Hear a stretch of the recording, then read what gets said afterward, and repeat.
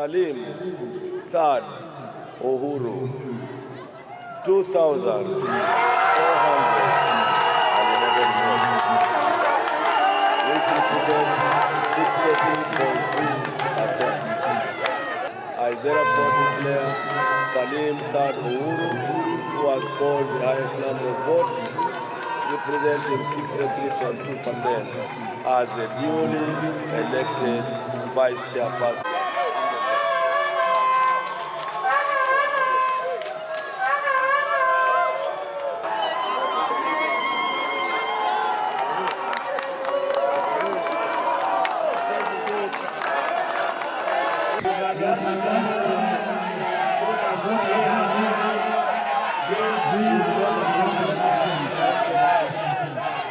Munjivu njo lenso gatako doshi na wangu dokuva region zone za Uganda, region je bambagudeko ya Busoga ne Kampala, tulina region zima 21 engeri je bakyusiza ebintu wano netango doyi ne bakwata bagenti bagali batasayininga era ngenda kola petition singa muze era batabuliza nsonga eno kubera mulaba ensonga eriwo nti Tango Doi olwako lwa juzi yalangirira mutabani we president amusaza president bali batasazaamu ekintu kino kyakoze olwaleero ekyobubi we obekukutala bulabikirako ddala abantu bonna banyiivu tetujja kukkiriza na nsonga eno n'akamu n'akatono. Download the app on App Store or Google Play Store now.